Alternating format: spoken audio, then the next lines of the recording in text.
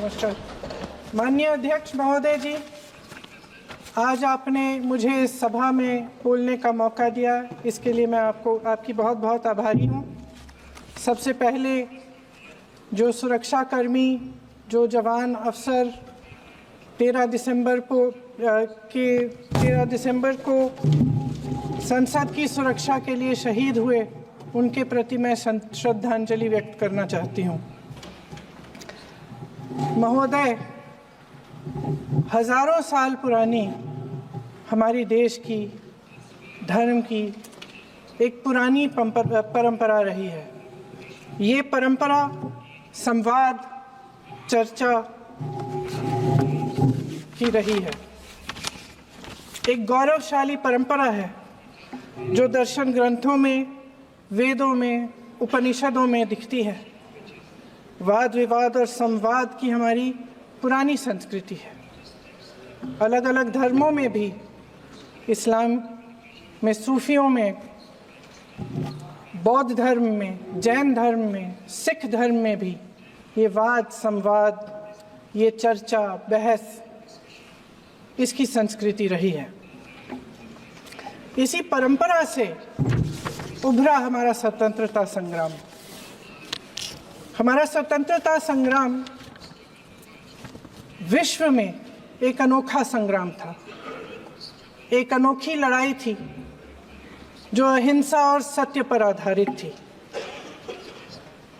ये वाद संवाद की जो परंपरा है, इसको इस संग्राम ने आगे कैसे बढ़ाया? क्योंकि ये जो संग्राम था, ये जो लड़ाई थी हमारी आज़ादी के लिए, एक बेहद लोकतांत्रिक लड़ाई थी। इसमें देश के किसान, देश के जवान, देश के मजदूर, देश के अधिवक्ता, देश के बुद्धिजीवी, चाहे किसी भी जाति के हों, चाहे किसी भी धर्म के हों, चाहे किसी भी भाषा को बोलते हों, सब इस स्वतंत्रता संग्राम में शामिल हुए।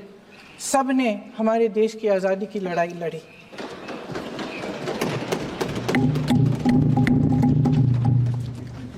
और उसी आज़ादी की लड़ाई से एक आवाज़ उभरी जो हमारी देश की आवाज़ थी। वो आवाज़ ही आज हमारा संविधान है। साहस की आवाज़ थी, हमारी आज़ादी की आवाज़ थी, और उसी की गूंज ने हमारे संविधान को लिखा और बनाया। ये सिर्फ एक दस्तावेज नहीं है। बाबा साहेब अम्बेडकर, मौलाना आज़ाद जी, राजगोपालाचारी जी और जवाहरलाल नेहरू जी और उस समय के तमाम नेता, जैसे आपने कहा, इस संविधान को बनाने की जो कार्य में सालों के लिए जुटे रहे। हमारा संविधान इंसाफ, उम्मीद, अभिव्यक्ति और आकांक्षा की वो ज्योत है जो हर हिंदुस्तानी के दिल में जलती है।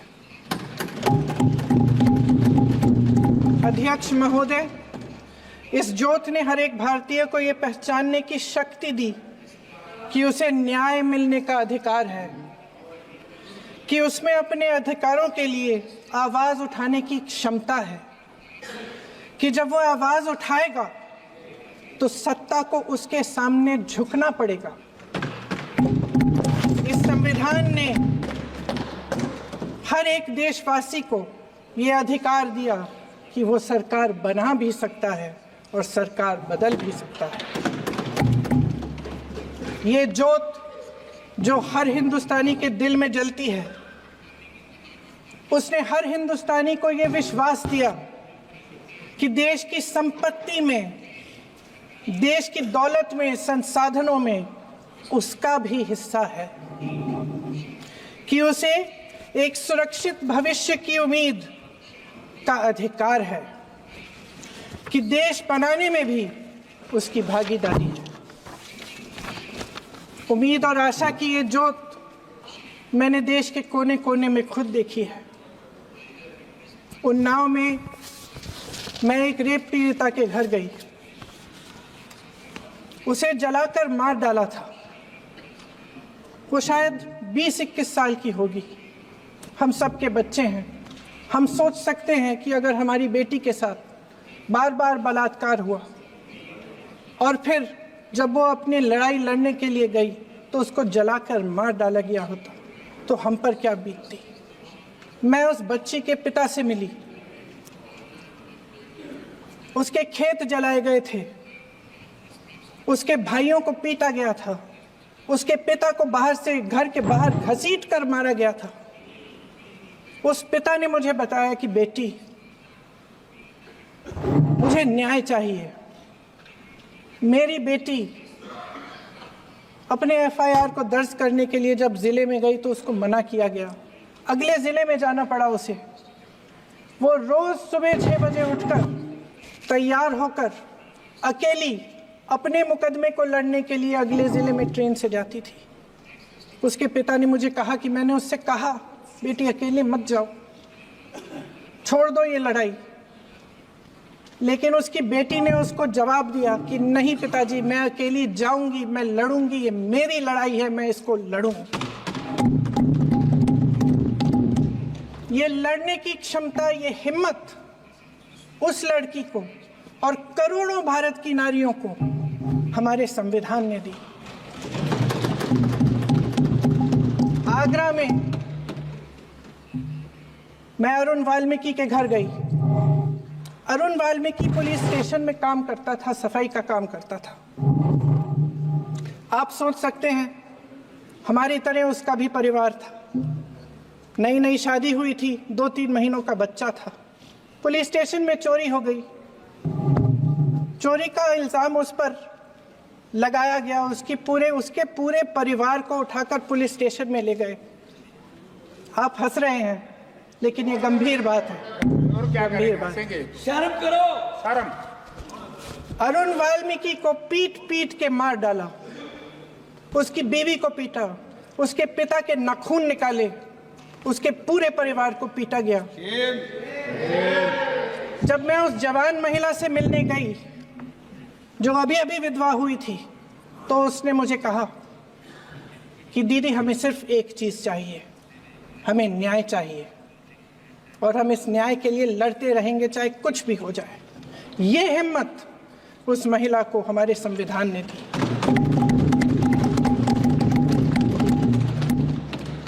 संभल के कुछ लोग आए थे हमसे मिलने जो मृतकों के परिवार के सदस्य थे। उसमें 2 बच्चे थे, अदनान और उजैर। आप सुनिए। उसमें 2 बच्चे थे, अदनान और उजैर।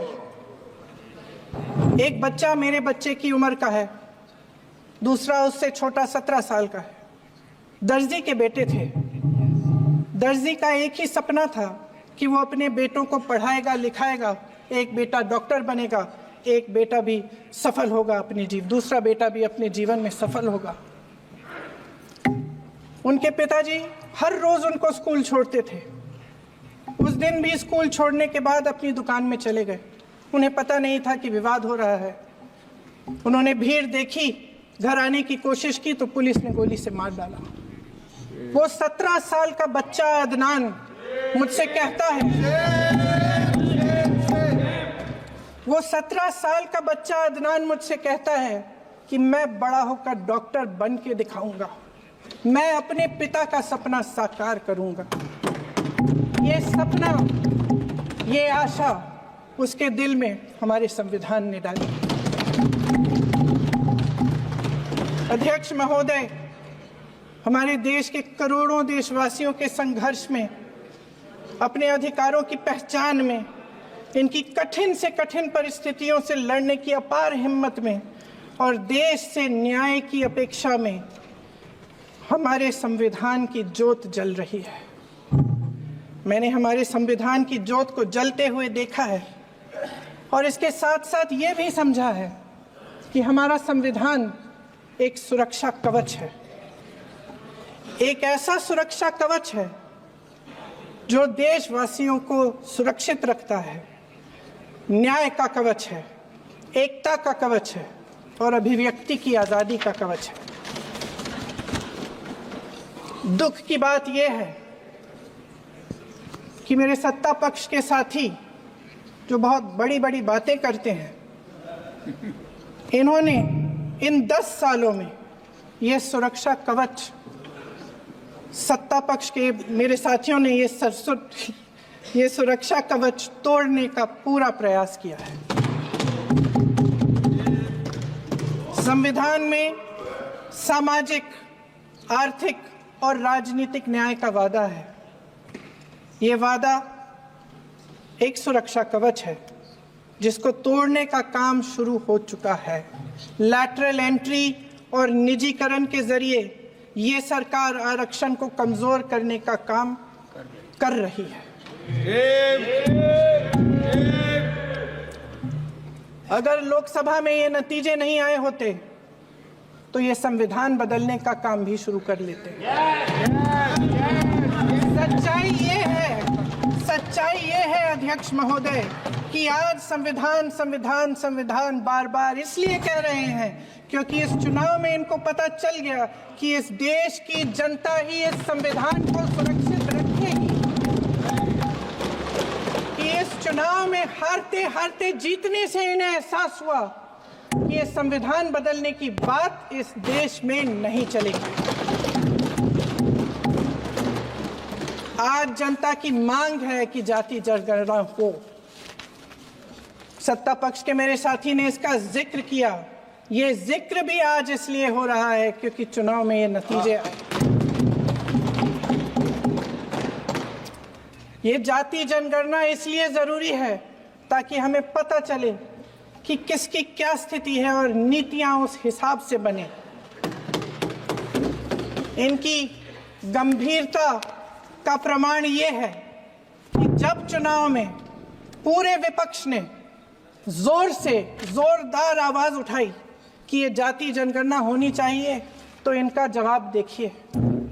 इनका जवाब भैंस भाग भैंस चुरा लेंगे, मंगलसूत्र चुरा लेंगे।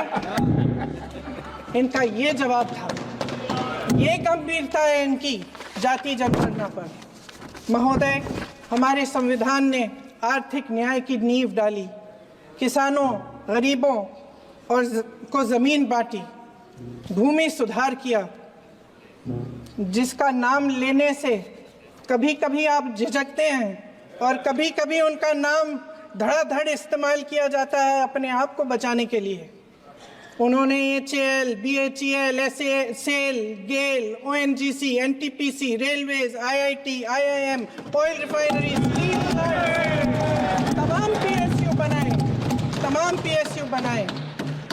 अध्यक्ष महोदय, उनका नाम पुस्तकों से मिटाया जा सकता है, उनका नाम भाषणों से मिटाया जा सकता है, लेकिन जो उनकी भूमिका रही इस देश की आज़ादी के लिए और इस देश के निर्माण के लिए, वो इस देश से कभी मिटाया नहीं जा सकता।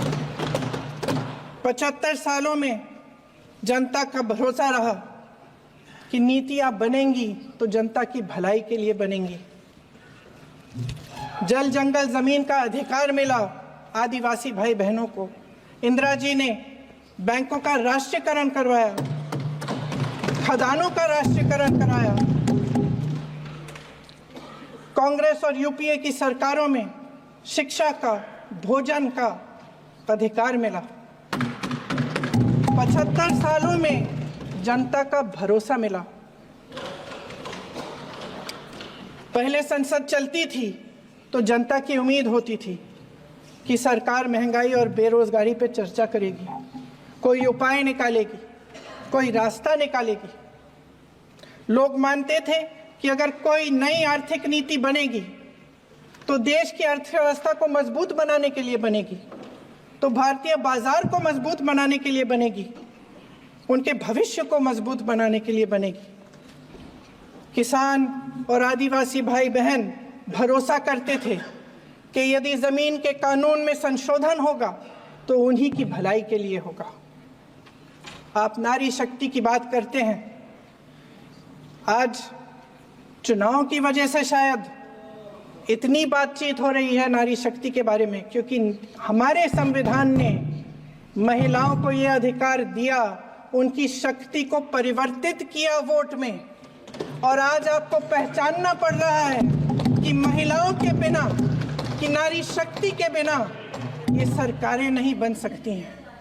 इसीलिए आज आप नारी शक्ति की बातें दोहरा रहे हैं। जो आप नारी शक्ति का अधिनियम लाए हैं उसको लागू क्यों नहीं करते? वो 10 साल बाद लागू क्यों होगा?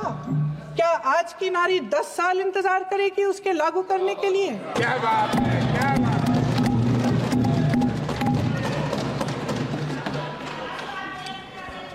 आज संसद में बैठे हुए सत्ता पक्ष के मेरे साथी ज्यादा से ज्यादा अतीत की बातें करते हैं।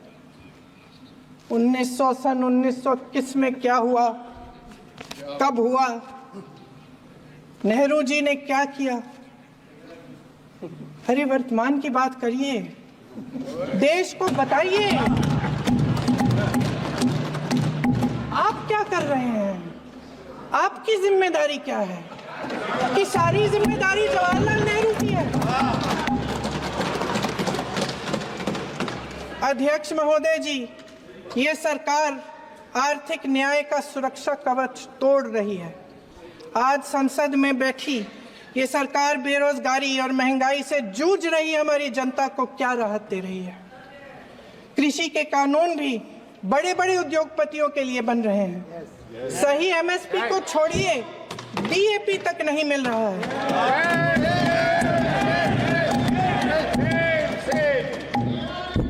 वायनाड से लेकर ललितपुर तक इस देश का किसान रो रहा है।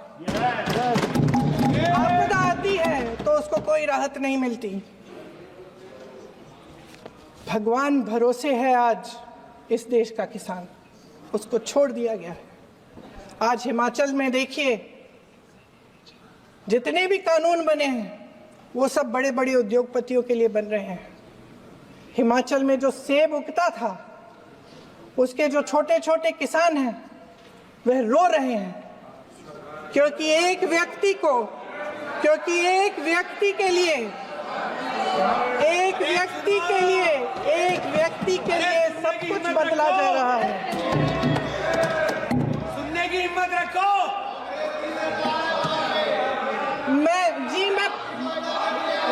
अध्यक्ष महोदय जी,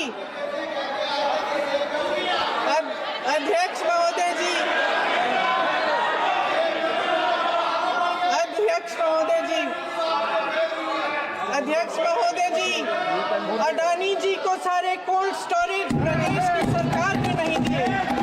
अडानी जी को सारे कोल्ड स्टोरेज आपकी सरकार ने दिए।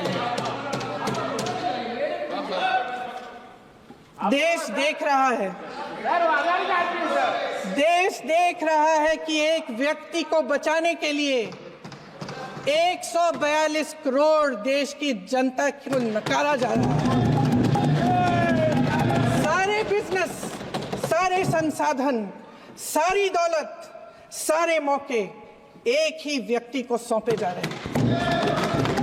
सारे बंदरगाह, एयरपोर्ट्स, सड़कें, रेलवे का काम, कारखाने, खदाने, सरकारी कंपनियां सिर्फ एक व्यक्ति को दी जाए।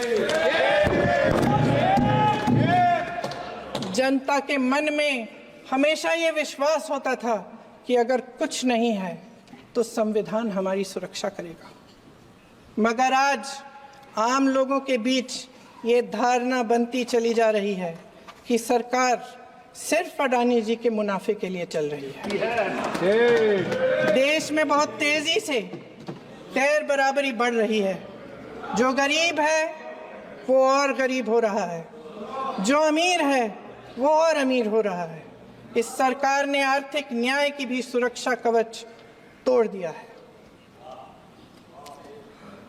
राजनीतिक न्याय की जब बात होती है, मेरे सत्ता पक्ष के साथी आज खड़े हुए और तमाम गिनती करने लग गए कि ऐसा हुआ वैसा हुआ 1975 में जो हुआ, तो सीख लीजिए ना, आप भी सीख लीजिए। आप भी अपनी गलतियों के लिए माफी मांग लीजिए। आप भी बैलेट पे चुनाव कर लीजिए। दूध का दूध दूध पानी का पानी हो जाएगा। आप राजनीतिक न्याय की बात करते हैं, सरकारों को पैसों के बल पर गिरा देते हैं।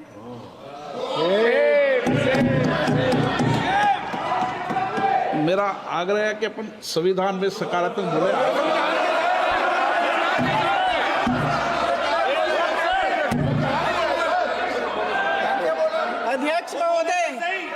अध्यक्ष महोदय, सत्ता पक्ष के हमारे साथी ने एक उदाहरण दिया उत्तर प्रदेश की सरकार का, तो मैं भी एक उदाहरण दे देती हूँ महाराष्ट्र की सरकार का। मैं भी एक उदाहरण दे देती हूँ हिमाचल की सरकार को तोड़ने की कोशिश किसने की, पैसों के बल पे की, गोवा की सरकार। तमाम उदाहरण है। राजस्थान की क्या ये सरकारें जनता ने नहीं चुनी थी? क्या संविधान इन पर लागू नहीं था? पूरी देश की जनता जानती है कि इनका हंसती है, जानती है कि इनके यहाँ तो वॉशिंग मशीन है।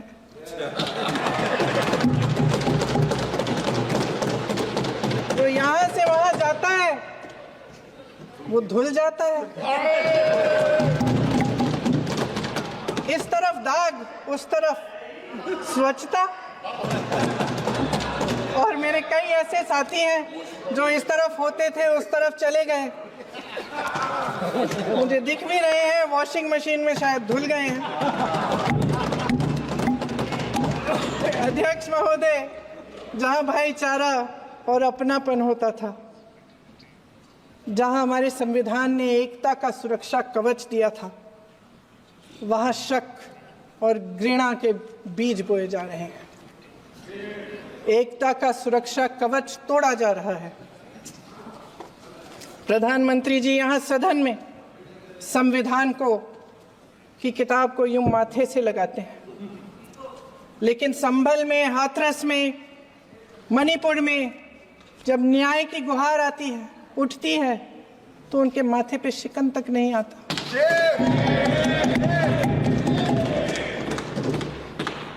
शायद समझ नहीं पाए हैं कि भारत का संविधान संघ का विधान नहीं है।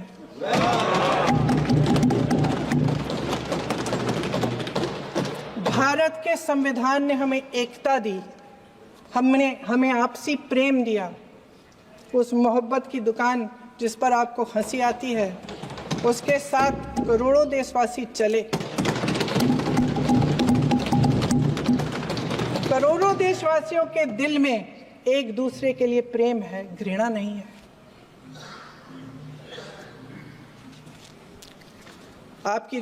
इनकी जो विभाजनकारी नीतियां हैं, उसका नतीजा हम रोज देखते हैं। राजनीतिक फायदे के लिए संविधान को छोड़िए, देश की एकता को भी ये रख नहीं सकते, इसकी सुरक्षा नहीं कर सकते। हमने संभल में देखा, मणिपुर में देखा। दरअसल इनका कहना है कि अलग अलग इस देश के अलग अलग हिस्से हैं, लेकिन हमारा संविधान कहता है कि ये देश एक है और ये देश एक रहेगा। जहां खुला विवाद होता था, अभिव्यक्ति का सुरक्षा कवच होता था, इन्होंने भय का माहौल पैदा किया है।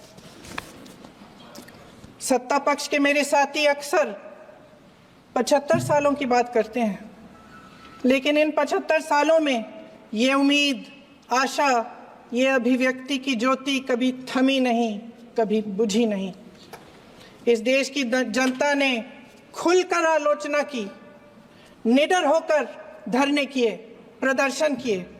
जब जब जनता नाराज हुई, तब तब सत्ता को ललकारा, उसे चेतावनी दी, बड़े से बड़े नेताओं को कटघरे में खड़ा किया, उनसे जवाब मांगा, न्याय मांगा। इस देश के छोटे छोटे से नुक्कड़ की दुकानों में, चाय की दुकानों में, इस देश के घरों में, गलियों में, मोहल्लों में, अखबारों में, प्रकाशन घरों में, न्यायपालिकाओं में चर्चा कभी बंद नहीं हुई। लेकिन आज ये माहौल नहीं है। आज जनता को सच बोलने से डराया जाता है, धमकाया जाता है। पत्रकार हो या विपक्ष का नेता हो या किसी यूनिवर्सिटी का प्रोफेसर हो, छात्र संघ हो या कर्मचारियों का संगठन हो, सबका मुंह बंद कराया जाता है। किसी पे ईडी, किसी पे सीबीआई, किसी पे इनकम टैक्स, फर्जी मुकदमे लगवाए जाते हैं, जेल में डाल दिया जाता है। विपक्षी नेताओं को जेल में डाल दिया जाता है, उनको सताया जाता है। किसी को नहीं छोड़ा इस सरकार ने। देशद्रोही कह के उत्तर प्रदेश में मुझे याद है कुछ अध्यापिकाएं प्रदर्शन कर रही थी, उन पर मुकदमा डाल दिया देशद्रोही का, उन्हें देशद्रोही कह दिया। इन्होंने देश का पूरा माहौल भय से भर दिया है। इनकी मीडिया की मशीन झूठ फैलाती है, तरह तरह के आरोप लगाती है, और शायद वह भी भय में ही है। महोदय, मैं इस सदन को याद दिलाना चाहती हूं कि ऐसा डर का माहौल देश में अंग्रेजों के राज में था। जब इस तरफ बैठे हुए गांधी की विचारधारा वाले लोग आज़ादी की लड़ाई लड़ रहे थे और उस तरफ वाली विचारधारा वाले लोग भय में रहकर अंग्रेजों के साथ साठ-गांठ कर रहे थे। लेकिन अध्यक्ष महोदय, भय का भी अपना स्वभाव होता है। भय फैलाने वाले हमेशा भय का खुद शिकार बन जाते हैं। ये प्रकृति का नियम है। आज इनकी भी यही हालत हो गई है। भय फैलाने के इतने आदी हो गए हैं कि खुद भय में रहने वाले हैं। चर्चा से डरते हैं, आलोचना से घबराते हैं। कई दिनों से हम मांग रहे हैं कि चर्चा करिए, लेकिन चर्चा करने की हिम्मत ही नहीं है।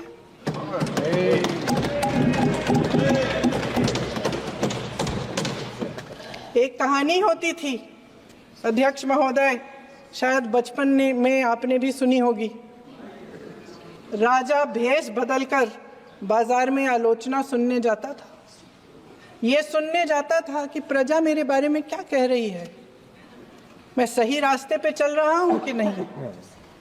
लेकिन आज का राजा, भेष तो बदलते हैं आज के राजा, शौक तो है उनको भेष बदलने का, लेकिन न जनता के बीच जाने की हिम्मत है और न आलोचना सुनने की। महोदय, मैं तो सदन में नहीं हूं।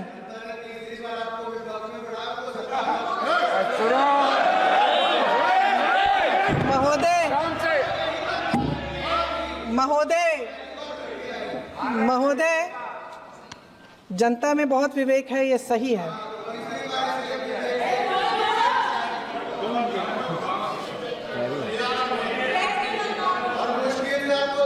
अच्छा महोदय, मैं सदन में नहीं हूँ, कुछ हाँ ठीक है, मैं सदन में नहीं हूँ, मात्र 15 दिनों से आ रही हूँ। लेकिन मुझे ताज्जुब होता है कि इन 15 दिनों में इतनी बड़े इश्यूज हैं, इतनी बड़ी बातें हैं। प्रधानमंत्री जी मात्र एक दिन के लिए, शायद 10 मिनट के लिए दिखे हैं सर।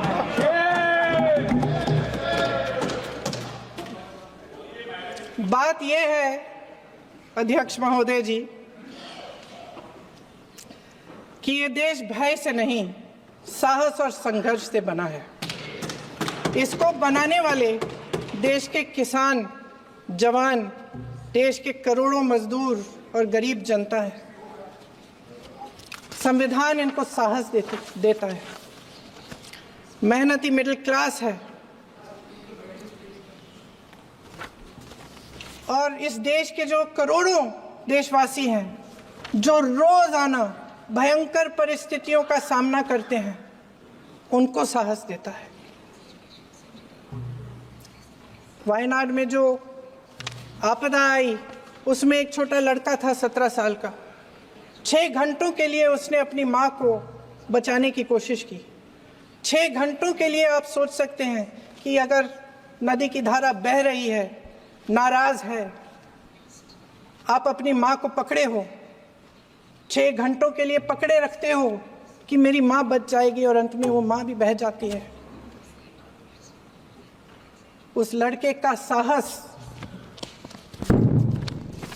उन महिलाओं का साहस जो पीड़ित हैं लेकिन फिर भी अपनी लड़ाई लड़ रहे हैं, उन संभल के बच्चों का साहस जिनके पिताजी अभी अभी गुजर गए लेकिन फिर भी उनके सपनों को साकार करने की हिम्मत है, उनका साहस है, वो साहस इस संविधान ने दिया है।